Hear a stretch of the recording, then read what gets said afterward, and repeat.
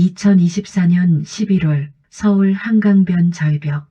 한 남자가 휠체어를 타고 절벽 끝에 서 있었습니다. 그의 이름은 강민재, 45세, 대한민국 10대 재벌 성진그룹 창업주의 조카이자 전직 투자금융 이사였던 남자. 한때 그는 수천억대 자금을 움직이던 손이었습니다. 하지만 지금 그 손은 아무것도 쥘 수 없었습니다. 이제 끝이다. 민재의 눈에는 절망만이 가득했습니다. 3년 전 그는 회사 내부 권력 다툼에 휘말렸습니다. 경영권 승계를 앞두고 형제들 사이에서 벌어진 음모. 민재는 그 희생양이 되었습니다. 차 사고로 위장된 제거. 그는 기적적으로 살아났지만 허리 아래는 감각을 잃었습니다. 가족들은 그를 병원에 버렸습니다. 민재 형은 이제 없는 사람이야. 장례식도 치렀어. 동생 민혁의 차갑고 냉정한 목소리가 아직도 귓가에 맴돕니다. 법적으로 사망 처리, 재산은 모두 압류, 존재 자체가 지워진 사람. 3년 동안 민재는 요양원에 갇혀 살았습니다. 아무도 찾지 않았습니다.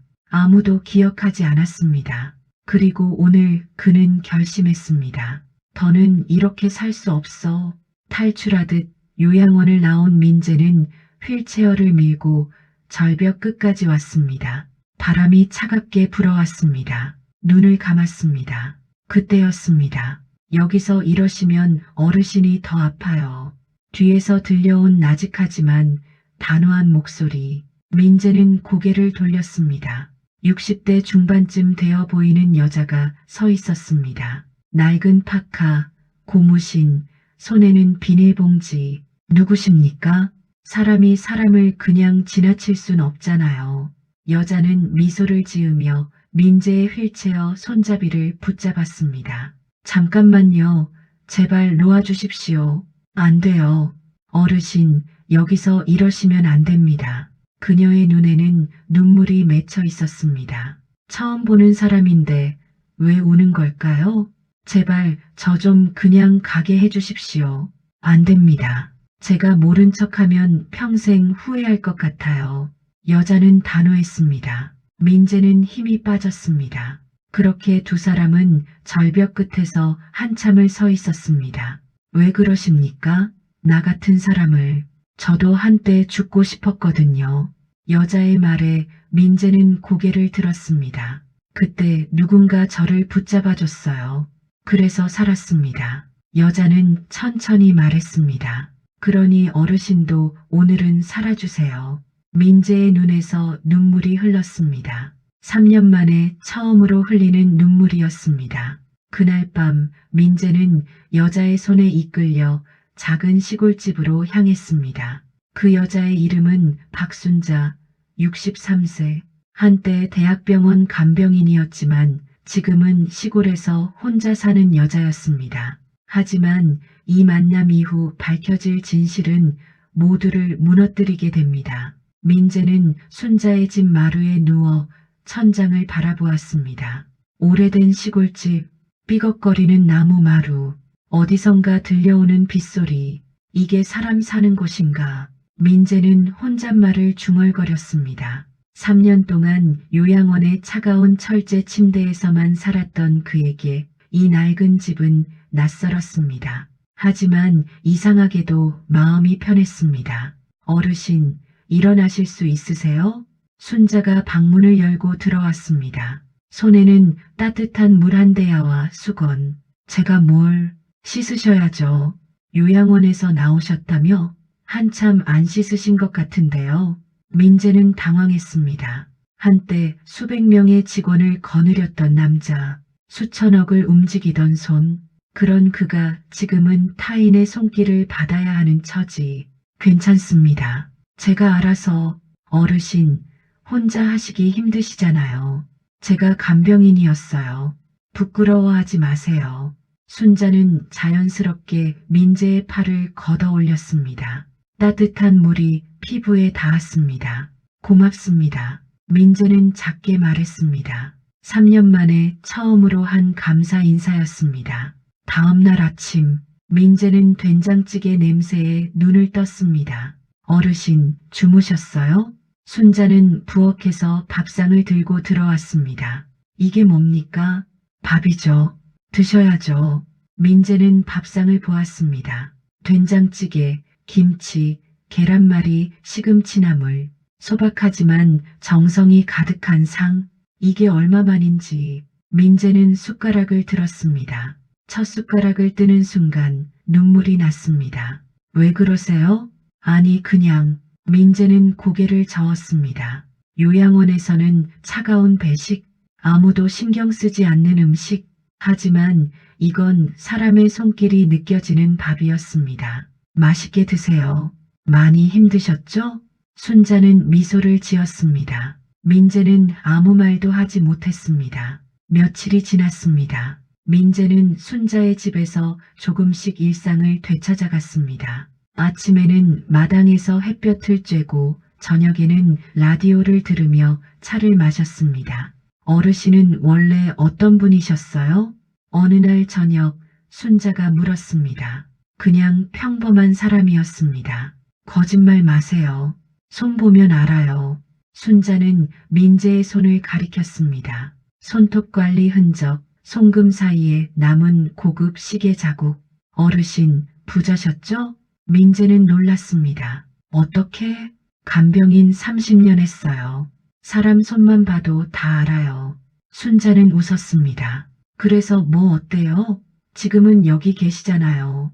민재는 고개를 숙였습니다. 맞습니다. 한때는 재벌가 사람이었습니다. 그럼 왜 이렇게 되신 거예요?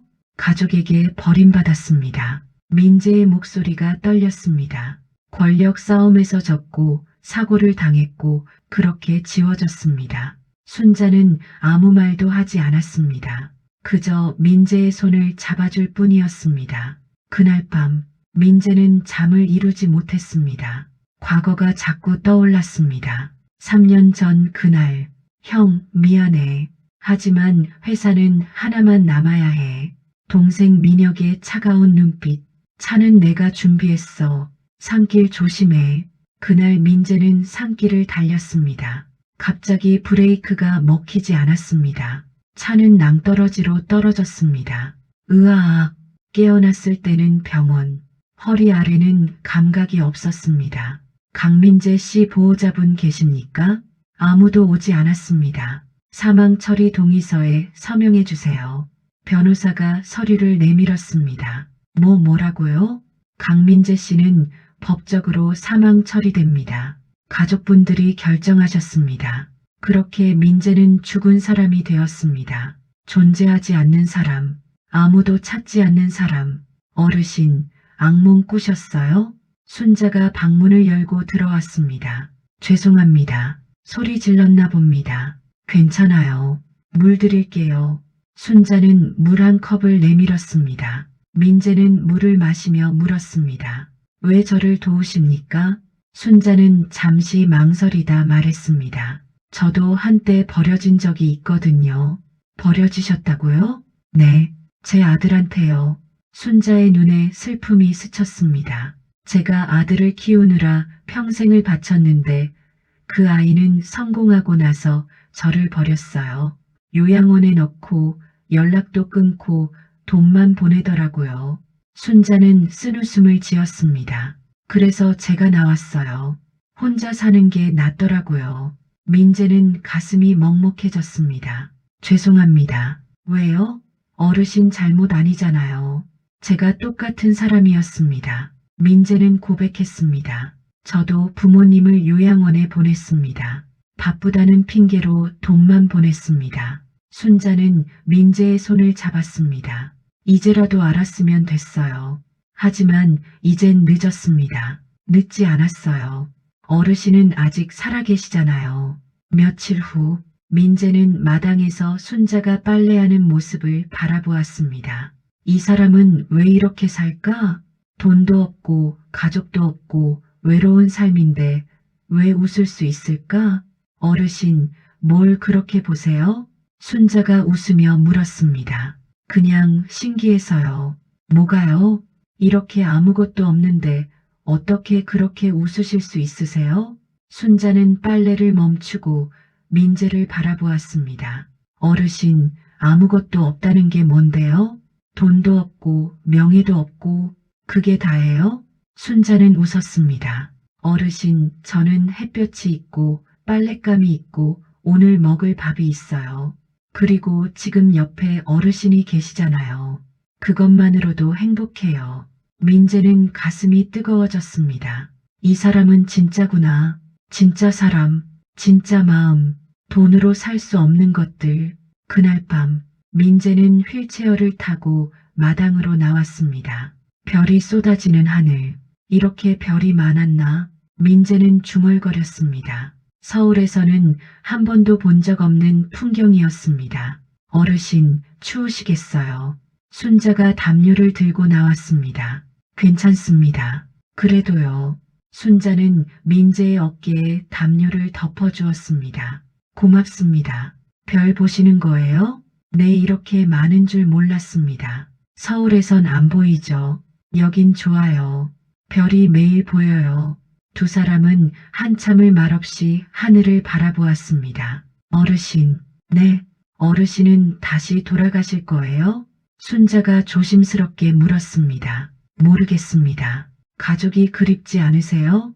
가족이라. 민재는 쓴웃음을 지었습니다. 저를 죽인 사람들인데요.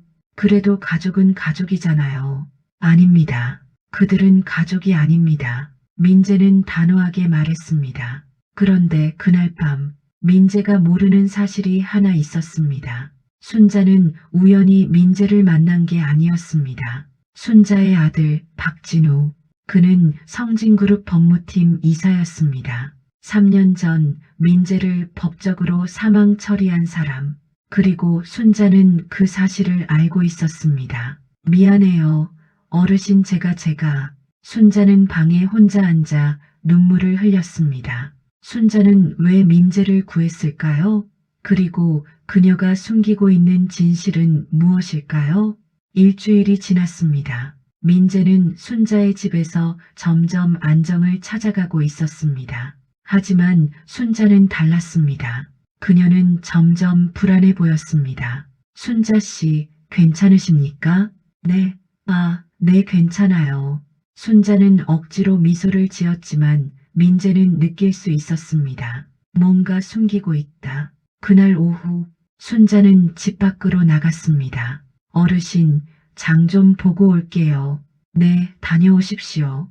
하지만 순자는 장을 보러 간 게 아니었습니다. 그녀는 마을 공중전화 부스로 향했습니다. 떨리는 손으로 번호를 눌렀습니다. 여보세요. 전화 너머로 차가운 남자 목소리가 들렸습니다. 엄마, 진우야, 왜 전화했어요? 바쁘다고 했잖아요. 순자는 눈물을 삼키며 말했습니다. 진우야, 내가 3년 전에 처리했다던 그 사람 말이야. 갑자기 왜요? 그 사람 강민재 씨 살아있어. 전화 너머로 침묵이 흘렀습니다. 뭐라고요? 내가 지금 그 사람을 보호하고 있어. 엄마, 무슨 소리예요? 강민재는 법적으로 사망 처리됐어요. 알아. 하지만 그 사람은 살아있어. 휠체어를 타고 있지만 살아있어. 엄마가 왜 그 사람을... 미안하다, 진우야. 하지만 난 그냥 지나칠 수 없었어. 순자는 울먹이며 말했습니다. 내가 그 사람을 어떻게 했는지 알아. 엄마는 다 알아. 엄마, 그 사람은 죽을 만큼 고통받았어. 더 이상은 안 돼. 엄마, 이건 엄마가 관여할 일이 아니에요. 관여할 일이야. 넌 사람을 죽였어. 순자의 목소리가 떨렸습니다. 법적으로 죽인 것도 죽인 거야. 엄마는 그걸 용서할 수 없어.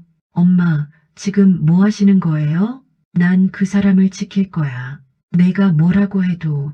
순자는 전화를 끊었습니다. 그리고 그 자리에서 한참을 울었습니다. 집으로 돌아온 순자, 민재는 순자의 얼굴을 보고 놀랐습니다. 순자 씨, 우셨습니까?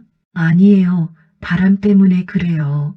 순자는 얼른 눈물을 닦았습니다. 하지만 민재는 알았습니다. 거짓말이다. 순자 씨, 네, 저한테 숨기는 게 있으십니까? 순자는 깜짝 놀라며 고개를 저었습니다. 아니에요. 왜 그러세요? 아닙니다. 제 착각인가 봅니다. 민재는 더 이상 묻지 않았습니다. 하지만 그의 마음속엔 의심이 싹트기 시작했습니다. 그날 밤 민재는 순자가 잠든 사이 거실로 나왔습니다. 휠체어를 타고 조용히 집안을 살펴보았습니다. 뭔가 있다. 분명히 그때 선반 위에 놓인 낡은 상자가 눈에 들어왔습니다. 민재는 조심스럽게 상자를 내려 열었습니다. 안에는 사진들이 가득했습니다. 그리고 그중 한 장, 성진그룹 법무팀 단체 사진. 민재는 숨이 멎었습니다. 사진 속에 있는 얼굴, 박진우, 그리고 그 옆에 적힌 메모, 아들 진우, 성진그룹 법무팀 이사 승진, 2021년. 이게 무슨... 민재의 손이 떨렸습니다. 순자의 아들이 성진그룹 사람이라고? 그리고 법무팀? 그럼 그 사람이... 민재는 기억을 떠올렸습니다. 3년 전 자신을 법적으로 사망 처리한 사람, 그 서류에 서명한 사람, 박진우. 세상에. 민재는 사진을 떨어뜨렸습니다. 그 소리에 순자가 깼습니다. 어르신? 무슨 일이세요? 순자가 방에서 나왔습니다. 그리고 바닥에 떨어진 사진을 보았습니다. 어르신, 이게 뭡니까? 민재의 목소리가 떨렸습니다. 당신 아들이 성진그룹 사람입니까? 순자는 아무 말도 하지 못했습니다. 대답하십시오. 미안해요. 순자는 고개를 숙였습니다. 저도 몰랐어요. 나중에 알았어요. 무슨 소리입니까? 제 아들 진우가 어르신을 법적으로 처리한 사람이에요. 민재는 믿을 수 없었습니다. 그럼 당신은 처음부터 알고 접근한 겁니까? 아니에요. 절벽에서 만난 건 우연이었어요. 순자는 급하게 말했습니다. 하지만 어르신을 보고 나서 뭔가 이상하다 싶었어요. 그래서 확인했더니, 그래서 저를 집으로 데려온 겁니까? 네, 미안해요. 민재는 휠체어를 돌렸습니다. 나가겠습니다. 어르신, 당신도 결국 똑같군요. 모두 거짓말쟁이들이에요. 어르신, 제발 들어주세요. 순자는 민재의 휠체어를 붙잡았습니다. 저는 진심이었어요. 어르신을 정말로 돕고 싶었어요. 거짓말 마십시오. 거짓말 아니에요. 순자는 울먹였습니다. 제 아들이 한 짓을 알았을 때 저는 너무 괴로웠어요. 어르신을 살리는 게 제가 할 수 있는 유일한 속죄라고 생각했어요. 민재는 순자를 바라보았습니다. 그녀의 눈에는 진심이 담겨 있었습니다. 하지만 민재는 믿을 수 없었습니다. 죄송하지만 전 더 이상 당신을 믿을 수 없습니다. 어르신, 내일 아침에 나가겠습니다. 민재는 방으로 들어가 문을 닫았습니다. 순자는 그 앞에서 한참을 울었습니다. 다음 날 아침, 민재는 짐을 꾸렸습니다. 사실 짐이랄 것도 없었습니다. 그저 입고 있던 옷 한 벌뿐. 어르신 정말 가시는 거예요? 순자가 물었습니다. 네. 어디로 가실 건데요? 모릅니다. 하지만 여기 있을 순 없습니다. 민재는 휠체어를 밀고 문 밖으로 나갔습니다. 순자는 그 뒤를 따라갔습니다. 어르신, 제발 조금만 더 생각해 주세요. 됐습니다. 저 정말 어르신을 도우려고 했어요. 알겠습니다. 하지만 전 혼자 가겠습니다. 민재는 돌아보지 않았습니다. 그렇게 그는 마을길을 따라 휠체어를 밀었습니다. 1시간쯤 지났을까? 민재는 길 한가운데 멈춰 섰습니다. 어디로 가지? 갈 곳이 없었습니다. 돈도 없었습니다. 다시 요양원으로? 아니면 거리로? 이게 뭐하는 짓인가? 민재는 자조적으로 웃었습니다. 그때였습니다. 뒤에서 차 소리가 들렸습니다. 고급 세단 한 대가 민재 앞에 멈춰 섰습니다. 차 문이 열렸습니다. 그리고 그 안에서 내린 사람, 박진우, 순자의 아들, 그리고 민재를 법적으로 죽인 남자, 강민재 씨. 진우는 차갑게 말했습니다. 오랜만입니다. 민재는 온몸이 얼어붙었습니다. 당신이, 네, 저입니다. 박진우, 기억하시죠? 진우는 냉소를 지었습니다. 어머니한테 연락받았습니다. 살아계시다고. 솔직히 놀랐습니다. 3년이나 지났는데 아직도 살아계시다니. 진우는 민재에게 다가왔습니다.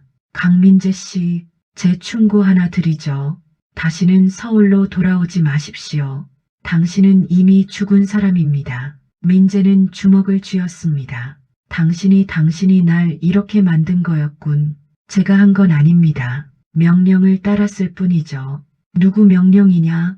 그건 말씀드릴 수 없습니다. 진우는 차에 다시 올라탔습니다. 그리고 어머니한테는 더 이상 패 끼치지 마십시오. 어머니는 당신 때문에 괴로워하고 계십니다. 차가 떠났습니다. 민재는 그 자리에 멍하니 서 있었습니다. 민재는 이제 어디로 가야 할까요? 그리고 진우가 말한 명령을 내린 사람은 누구일까요?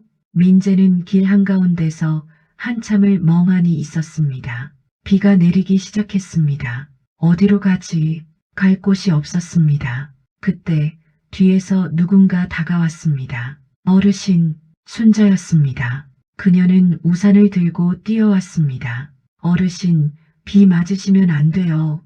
왜 또 오셨습니까? 제가 어떻게 그냥 있어요. 순자는 민재에게 우산을 씌워주었습니다. 어르신, 제발 돌아가요. 여기서 이러시면 안 돼요. 당신 아들을 만났습니다. 순자는 얼어붙었습니다. 진우를요? 네, 그 사람이 저한테 말했습니다. 다시는 서울로 돌아오지 말라고. 순자는 고개를 숙였습니다. 미안해요. 당신이 미안할 이유는 없습니다. 당신은 아무 잘못이 없어요. 민재는 쓴웃음을 지었습니다. 하지만 전 이제 정말 갈 곳이 없습니다. 그러니까 우리 집으로 가요. 안 됩니다. 왜요? 당신 아들이 알면 화낼 겁니다. 상관없어요. 순자는 단호하게 말했습니다. 제 인생은 제가 결정합니다. 진우가 뭐라고 하든 상관없어요. 민재는 순자를 바라보았습니다. 왜 그렇게까지 하십니까? 제가 어르신을 버리면 저도 진우랑 똑같은 사람이 되는 거예요. 순자는 눈물을 흘렸습니다. 전 그렇게 살고 싶지 않아요. 민재는 가슴이 뭉클했습니다. 고맙습니다. 그러니까 가요.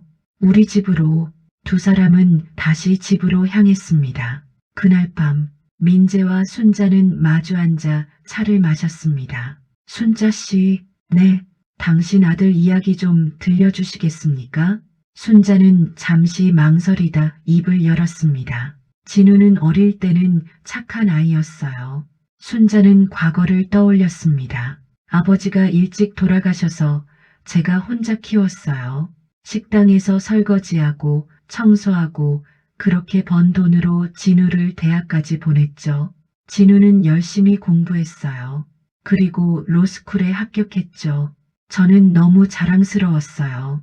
순자는 미소를 지었지만 곧 슬픈 표정이 되었습니다. 하지만 변호사가 된 후로 진우는 변했어요. 어떻게요? 돈과 명예에 집착하기 시작했어요. 대기업 법무팀에 들어가더니 저한테 연락도 안 하더라고요. 순자는 눈물을 닦았습니다. 어느 날 찾아갔더니 진우가 그러더라고요. 엄마, 이제 나한테 연락하지 마. 창피해. 라고. 그래서 저는 요양원에 들어갔어요. 진우가 보낸 돈으로요. 하지만 견딜 수가 없었어요. 그래서 나오신 겁니까? 네. 그리고 여기 이 시골집에서 혼자 살기 시작했죠. 순자는 쓴웃음을 지었습니다. 아이러니하죠? 제가 평생을 바쳐 키운 아들이 저를 버렸어요. 민재는 마음이 아팠습니다. 저도 똑같았습니다. 네, 저도 부모님을 버렸습니다. 바쁘다는 핑계로요. 민재는 고백했습니다. 돈만 보내고 명절에만 잠깐 들렀죠.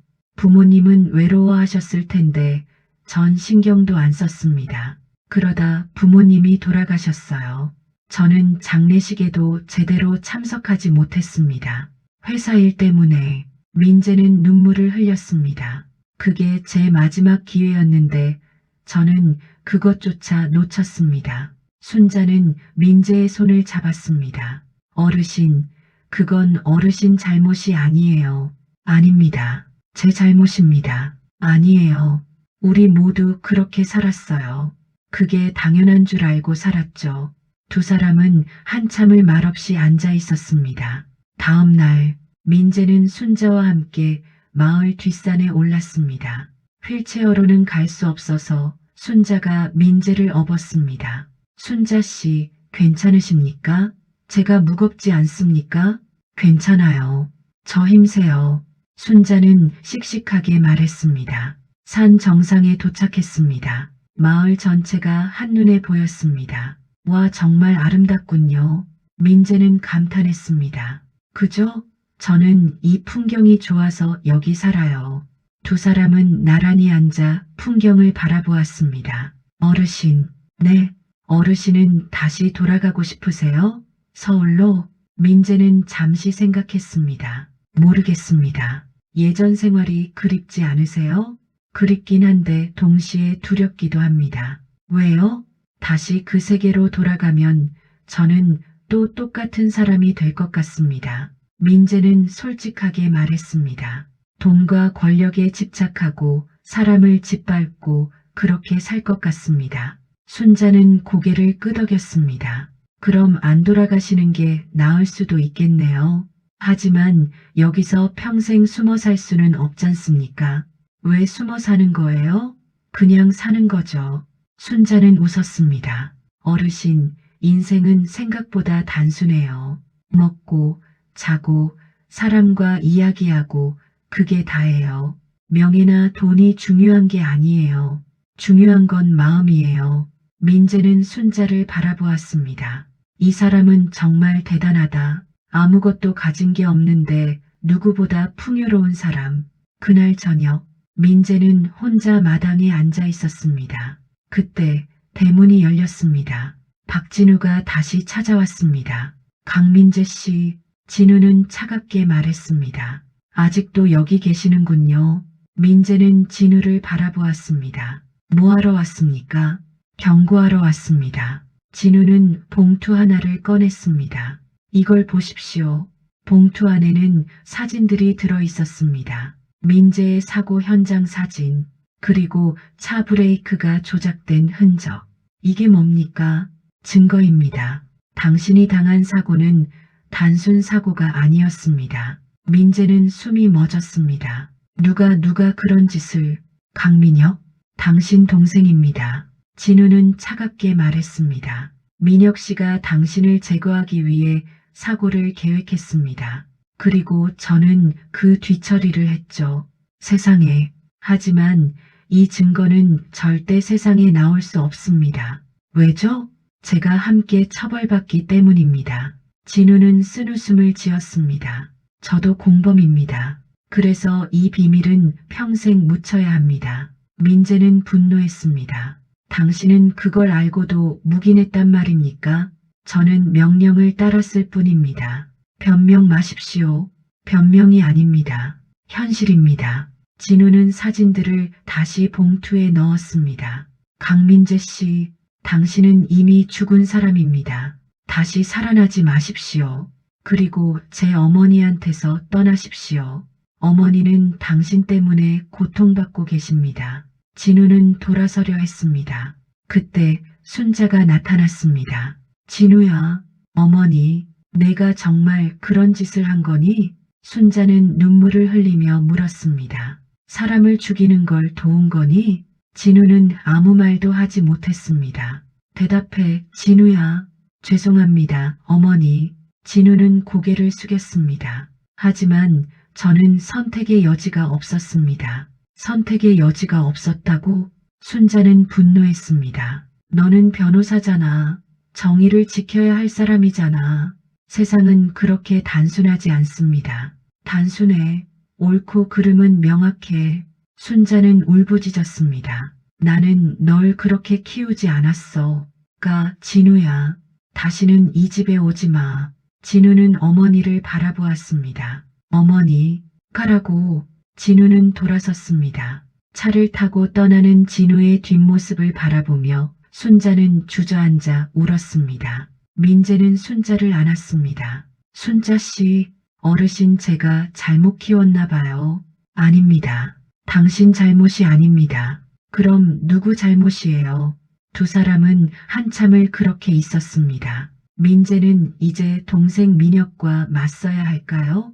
그리고 순자와 진우의 관계는 회복될 수 있을까요? 일주일 후 민재는 결심했습니다. 순자 씨, 네 어르신? 저 서울로 가야 할 것 같습니다. 순자는 놀란 표정을 지었습니다. 왜요? 무슨 일 있으세요? 제 동생을 만나야 합니다. 민재는 단호하게 말했습니다. 더 이상 도망칠 수 없습니다. 진실을 밝혀야 합니다. 하지만 위험해요. 민혁 씨가 어르신을 다시 알고 있습니다. 하지만 이대로는 안 됩니다. 민재는 순자의 손을 잡았습니다. 순자 씨, 당신 덕분에 저는 다시 살아날 수 있었습니다. 이제 제가 할 일을 해야 합니다. 순자는 눈물을 흘렸습니다. 그럼 저도 같이 가요. 안 됩니다. 왜요? 위험합니다. 순자 씨까지 휘말리게 할 수 없습니다. 어르신 혼자는 더 위험해요. 순자는 고집을 부렸습니다. 저 없으면 어르신 움직이시기도 힘드시잖아요. 민재는 웃었습니다. 고맙습니다. 다음 날 민재와 순자는 서울로 향했습니다. 버스를 타고 몇 시간을 달렸습니다. 서울에 도착한 민재는 가슴이 두근거렸습니다. 3년 만이구나.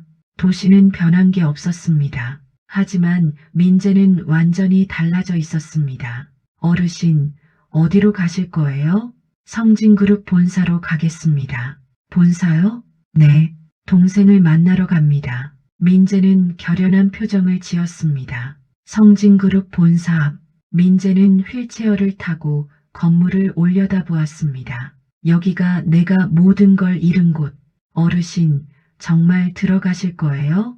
네. 민재는 건물 안으로 들어갔습니다. 경비원이 막아섰습니다. 손님, 어디 가십니까? 강민혁 부회장을 만나러 왔습니다. 예약 있으십니까? 없습니다. 하지만 그는 저를 알 겁니다. 경비원은 의아한 표정을 지었습니다. 성함이 어떻게 되십니까? 강민재. 경비원은 얼어붙었습니다. 강민재요? 네. 하지만 강민재 씨는 죽었다고요? 아닙니다. 살아있습니다. 민재는 냉정하게 말했습니다. 지금 민혁 부회장한테 연락하십시오. 형이 찾아왔다고. 경비원은 황급히 전화를 걸었습니다. 잠시 후 경비원의 얼굴이 창백해졌습니다. 올라오십시오. 50층입니다.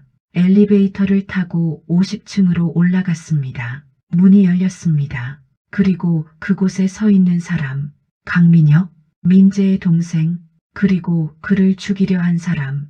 형님, 민혁은 믿을 수 없다는 표정을 지었습니다. 정말 형님이십니까? 오랜만이다, 민혁아.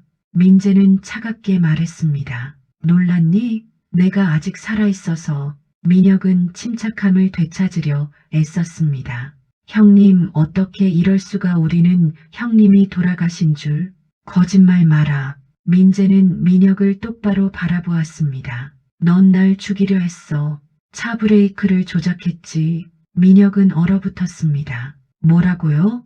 증거는 다 있어. 박진우한테 받았어. 왜 그랬니? 난 내 형이잖아. 민혁은 고개를 숙였습니다. 그리고 웃었습니다. 형님 정말 모르세요? 뭘? 형님 때문이에요. 민혁은 민재를 바라보았습니다. 그의 눈에는 오랜 원망이 담겨 있었습니다. 형님은 항상 저보다 뛰어났어요. 공부도 일도 모든 것을. 할아버지도 아버지도 항상 형님만 봤어요. 저는 항상 그림자였어요. 민혁은 눈물을 흘렸습니다. 저도 인정받고 싶었어요. 단 한 번이라도. 그래서 날 죽이려 한 거냐? 네. 민혁은 솔직하게 대답했습니다. 형님이 사라지면 저한테도 기회가 올 거라고 생각했어요. 민재는 가슴이 무너졌습니다. 민혁아, 난 한 번도 너를 경쟁자로 생각한 적 없어. 하지만 저는 형님을 경쟁자로 봤어요. 민혁은 쓴웃음을 지었습니다. 그리고 제가 이겼어요. 형님은 사라졌고 저는 부회장이 됐어요. 하지만 이게 뭔가요? 전혀 행복하지 않아요. 민혁은 주저앉았습니다. 형님 미안해요. 정말 미안해요.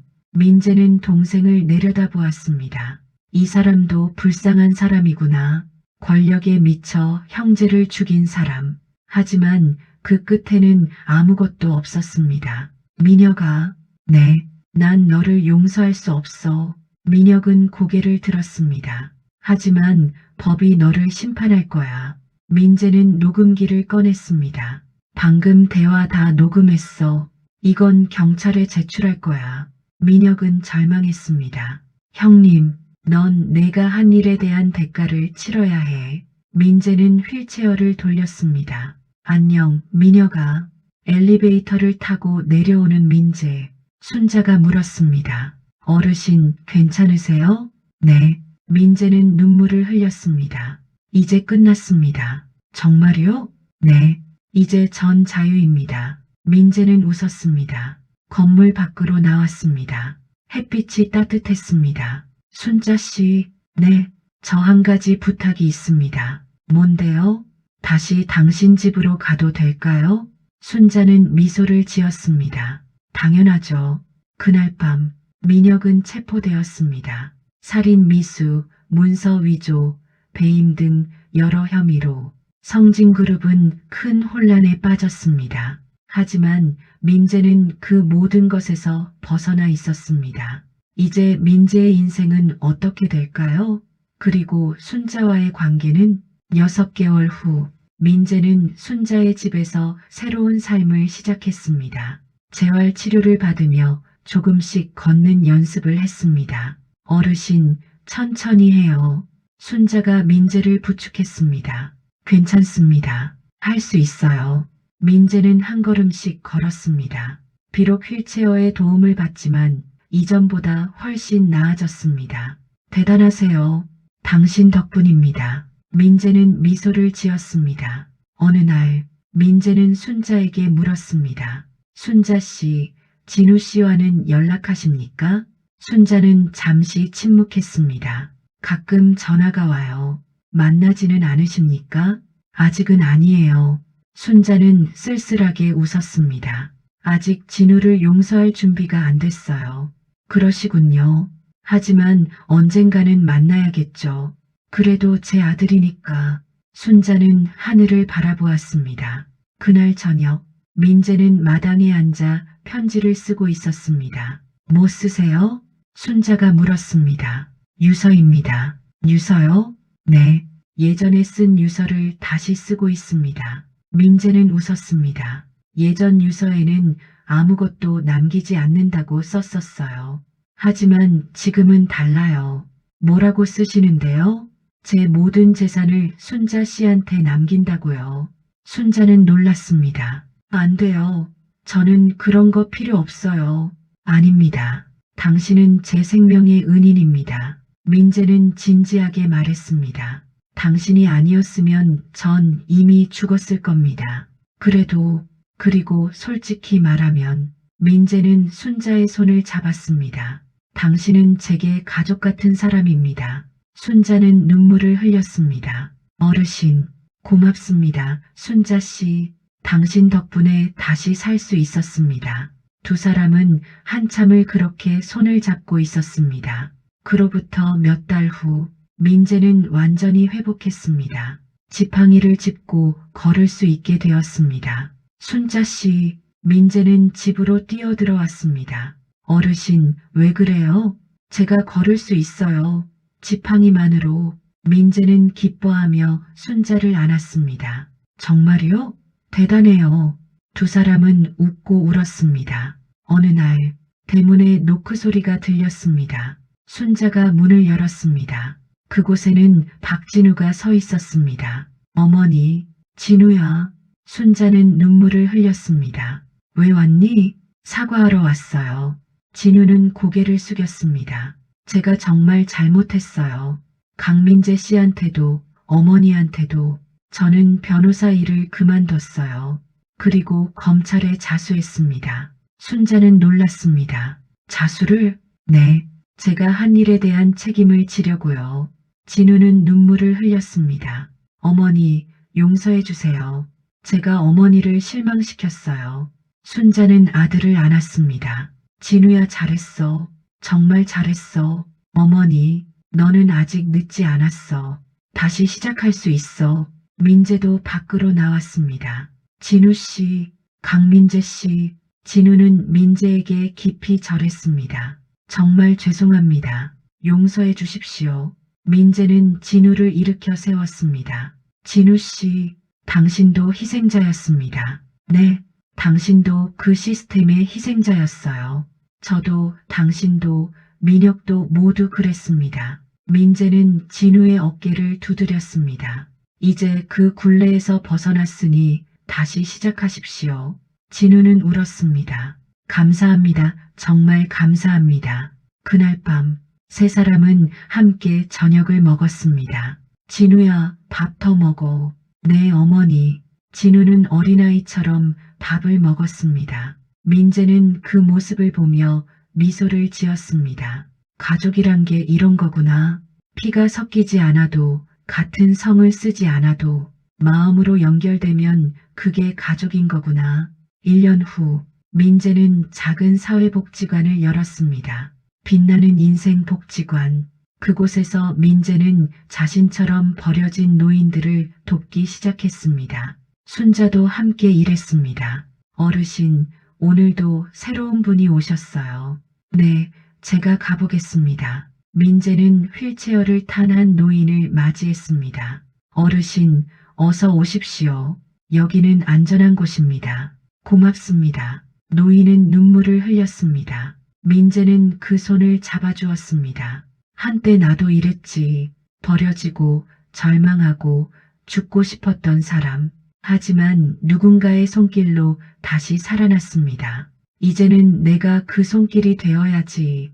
어느 저녁 민재와 순자는 마당에 앉아 차를 마셨습니다. 순자 씨, 네, 제가 한 가지 고백할 게 있습니다. 뭔데요? 민재는 순자를 바라보았습니다. 저 당신을 사랑합니다. 순자는 얼어붙었습니다. 뭐라고요? 사랑합니다. 순자 씨, 당신과 함께 있을 때 제가 가장 행복합니다. 어르신, 늙은 남자의 고백이라 부담스럽겠지만 순자는 민재의 입을 막았습니다. 저도요. 네, 저도 어르신을 사랑해요. 두 사람은 마주보며 웃었습니다. 그날 밤 별이 쏟아지는 하늘 아래 민재와 순자는 손을 잡고 앉아 있었습니다. 순자 씨, 네, 이번엔 제가 당신 손을 절대 놓지 않겠습니다. 약속하세요? 약속합니다. 두 사람은 포옹했습니다. 사람은 버려지지 않습니다. 누군가 손을 내밀면 다시 일어설 수 있습니다. 그리고 그 손길이 때로는 가장 큰 기적이 됩니다.